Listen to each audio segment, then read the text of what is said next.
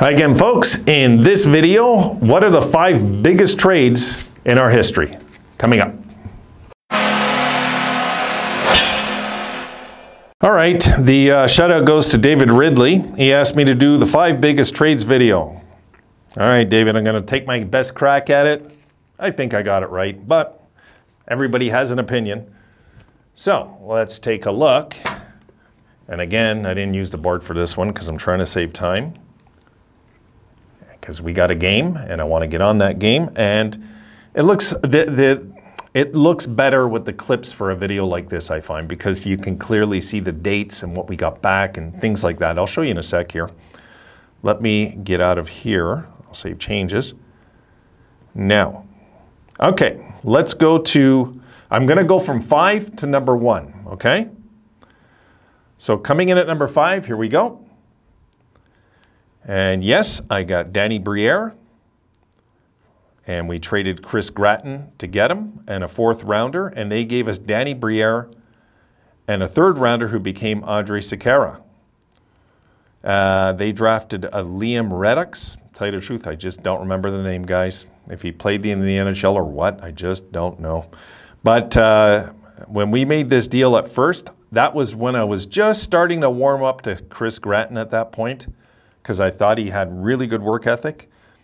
And a lot of my buddies were telling me, you guys totally ripped off Arizona. And they were right. They were right. So yeah, that was definitely one of the best trades in our history. As we know, Briere became a captain, and we came 1 win from the finals with his leadership. So Danny Briere sadly bailed out of town. Damn it. What could have been? God. I didn't mind losing Drury so much, but losing Briere hurt. Jeez, man. Okay, number 4.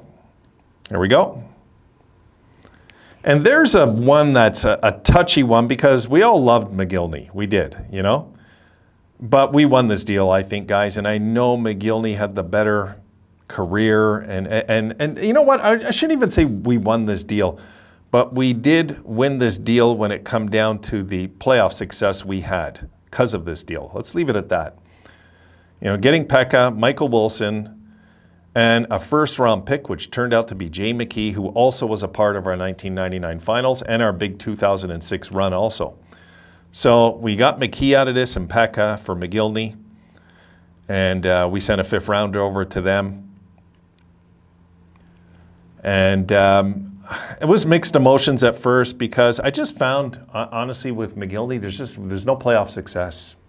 That's just how it was, guys. There was no playoff success in that era. It was a hard era of good talent, but just nothing happened come playoff time, you know? So yes, and of course Mike Pekka also became our captain. That was a good deal.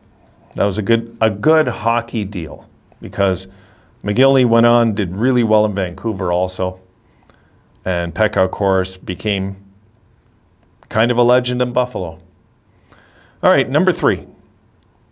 Here we go. And yep, Pat Lafontaine. Well, let's run it through. Randy Hillier, Randy Wood, a 4th-round pick who became Dean Mellison, and Pat Lafontaine for Benoit Hogue, Uwe Krupp, Dave McIlwain, and Pierre Turgeon. Really, the trade was really Lafontaine we got for Pierre Turgeon. I mean, Benoit Hogue, I shouldn't say right off, and Uwe Krupp. We shouldn't really write off these guys, but you know what I mean? The big names were right there. Lafontaine for Turgeon. We won that deal. We won that deal, and Lafontaine fit perfectly like a glove when he came over to Buffalo. He just meshed right in, this guy. And there was no doubt in my mind that I would do that deal 10 times out of 10 if we could do it all over again. No doubt in my mind. They didn't get ripped off. The Islanders didn't get ripped off. But we definitely got the upper hand in that deal by far. And Lafontaine went on to really do amazing things in Buffalo. Fun days, guys. Fun days looking at it. All right, number 2. Here we go. Rene Robert for Eddie Shack. God, I think Eddie Shack must have been about 10 years older than him. I can't remember exactly, but he was older than him. And I've got no clue what the Penguins were thinking that deal. I really don't. You know, and truth be told, my dad was best friends with Eddie Shack and Jim Pappin. And they were planning to all make the NHL together, and Jim Pappin made it, and Eddie Shack made it. My dad didn't. My dad went to junior, and that was it. But yeah, getting that deal, the greatest line of our history was born because of this deal. So this absolutely was a genius move by Imlach, getting this guy in and throwing him in the mix with Perreault and Martin, and it just worked like perfectly, right? I mean, because of that trade, there's statues outside of Buffalo. Think of it that way, guys. It's that big, you know? All right, number one. I bet you'll never guess. Here we go. And Dominik Hasek for the great Stefan Beauregard, and a 4th-round pick who became Eric Daze, who actually came in and did pretty good in the early years, Daze, I recall, and then he kind of fizzled out. But I remember Daze when he first came in, actually. But yeah, we traded that other great goalie, Stefan Beauregard, and took a chance on this lame guy named Dominik Hasek. Jesus. Oh. That is one of the worst trades in NHL history. For Chicago go down in infamy with that one. In infamy, okay? There is absolutely no way you can live that down, what Dominik Hasek became. And that, if we could ever swing another deal like that again, I hope I live to see it in my lifetime, because I think that's a once-in-a-lifetime trade we made there. It worked out like beyond belief. You know, I remember when Hasek caught fire, I wasn't sure what was going on, you know, and I just thought it was a streak, right? A hot streak, you get it. I mean, you're not thinking this guy's going to do this for a decade now or whatever it was, you know? Just like 8 years of dominance coming. I didn't see that coming, not at all. And, you know, my brother was all into him at first. Hey, you guys are calling this guy the Dominator, eh? I said, yeah, well, he's played pretty well, you know, but I didn't expect year after year after year, 6 Vezinas in 8 years, 2 Hart trophies. God, come on, guys. Who did, right? And Hasek just came in and stole the show in Buffalo.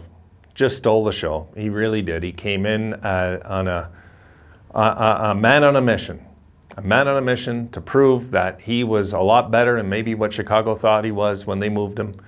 And, you know, he showed signs. If you remember that finals, okay, Chicago 91 finals, right? They, in that finals, it was 90-91, 91-92, 92. In the 92 finals, they put in Hasek, and he looked outstanding. It was, I think, only 1 game, right? But Hasek came in and was stopping everything the Penguins and Lemieux were throwing at him.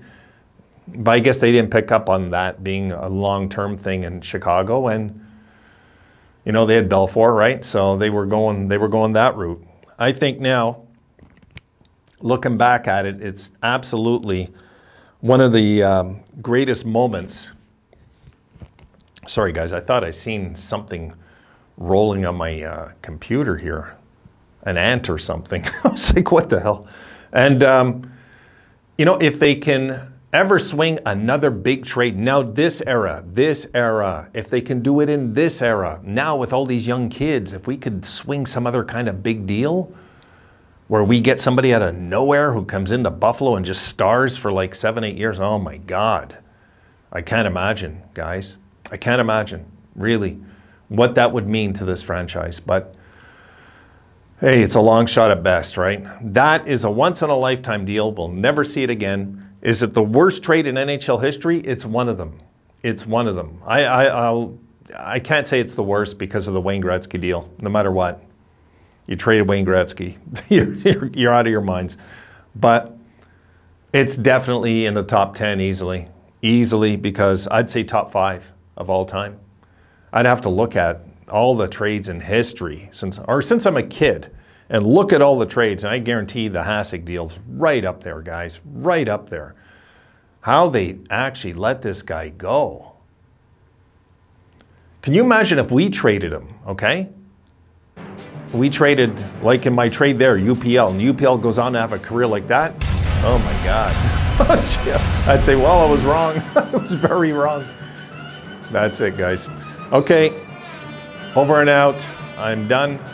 Got the pregame coming up. We're going to take a look at that as the boys are in town here. And I will be calling my buddies and teasing them on the phone. There you go. All right, folks. See you then.